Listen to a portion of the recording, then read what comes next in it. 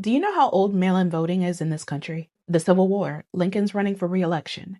There were hundreds of thousands of Union soldiers away from home fighting in this war. And obviously, they can't just leave the battlefield because they need to go vote. So states had to figure out how these men were going to participate in this election while they were off fighting in that war. And that's when absentee voting really takes off in this country. Soldiers voted from camps. Some ballots were sent home. Some states used proxy systems. And by the 1864 election, 19 states had changed their laws to allow for absentee voting. And roughly 150,000 soldiers voted from the field. And in Ohio alone, military absentee ballots made up 12% of the entire presidential vote. 12%. That's crazy. And guess what politicians immediately started arguing about? Those ballots, of course. Because everybody knew those soldiers could affect the election. And they did. Of the soldiers who voted in the field, about 78% voted for Lincoln. Lincoln got about 55% of the popular vote overall.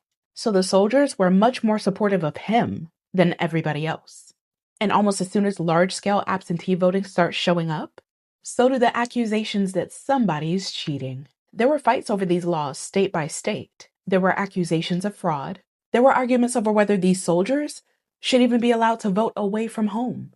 This is 1864 we're talking about. We're still fighting in the Civil War. And somehow we've already started fighting about absentee voting. Then America keeps running into the same obvious problem. Enter World War II. Now millions of Americans are overseas. How are they supposed to vote? Congress passes laws making it easier for service members to vote overseas. And millions of military ballots are sent out during the 1944 election cycle. And then in 1986, Ronald Reagan, I know, he signs the federal law that still protects absentee voting for military members and Americans living overseas today. Because if you're deployed halfway across the world, you still need to vote. You can't exactly leave Germany, Korea, or wherever you are. Fly home on election day, vote, and then go back. What's that look like? You need an absentee ballot. Now, Private Bone Spurs, he wouldn't know anything about being in a deployed environment and still needing to vote. His military experience ended at the podiatrist. But the people who actually serve, they've been relying on absentee voting for generations. And eventually states start realizing that soldiers aren't the only ones who might need it. Maybe you're sick, maybe you're elderly, maybe you're disabled. Maybe your job keeps you from getting to the polls. And eventually some states basically say, why are we making people give us a reason at all? California adopts no excuse absentee voting in 1978. Then Oregon takes it much further. In 1998, Oregon voters decide whether they want elections conducted entirely by mail. 69.4% say yes. So Oregon starts mailing ballots to voters. And since I already know where somebody's going with this, fraud. From 2000 through 2019, about 61 million ballots were cast in Oregon. There were 38 criminal convictions for voter fraud. 38 out of 61 million. I think they're doing pretty good. Then comes 2020 and COVID hits. About 43% of Americans vote by mail. And Trump spends months telling everybody that mail-in voting is basically fraud. But he tried to tell us COVID was fake too, right? The vaccine was poison. Now, getting back, Donald Trump votes by mail. He voted absentee in Florida during the 2020 primary. He did it again that August. So apparently mail-in voting was dangerous to the American democracy. Unless that ballot belonged to Private Bone Spurs. Then November comes and he loses. Shit, he lost the 2016 one too, but we not going there. And suddenly the mail-in ballots become part of this huge story about why he didn't really lose. Except his own attorney general said that the Justice Department hadn't found fraud on a scale that would have changed the outcome of that election. His own election security officials called the 2020 election the most secure in American history. Court challenge after court challenge failed to produce evidence that could overturn the result. Joe Biden became president because losing an election is not evidence that somebody stole it from you. But Trump did manage to do something.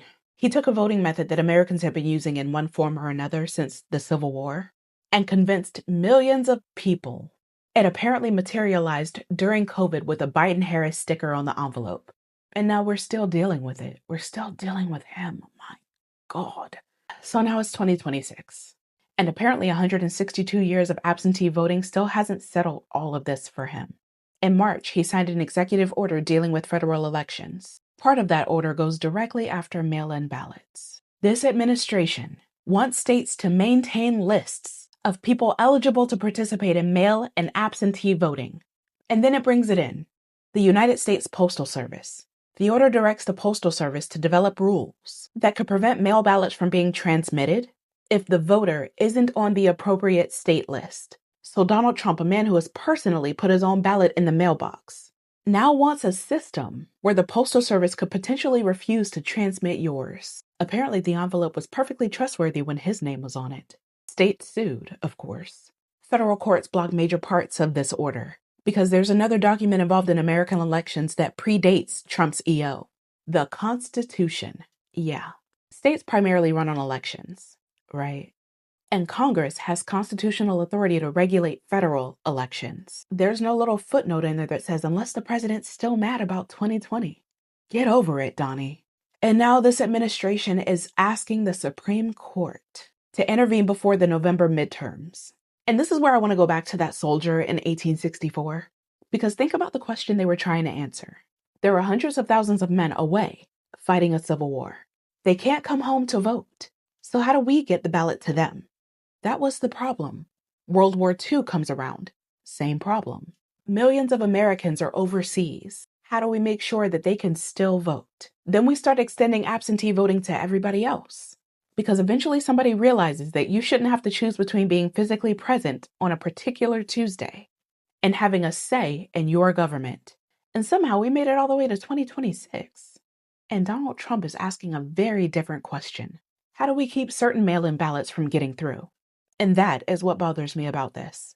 Because he already told us what changed. He told us mail-in voting was corrupt before the election. He voted by mail himself. Then he lost an election where millions of other Americans did the same thing. And apparently everybody else is the problem. Now we're going into another federal election, with this administration fighting over mail-in ballots again.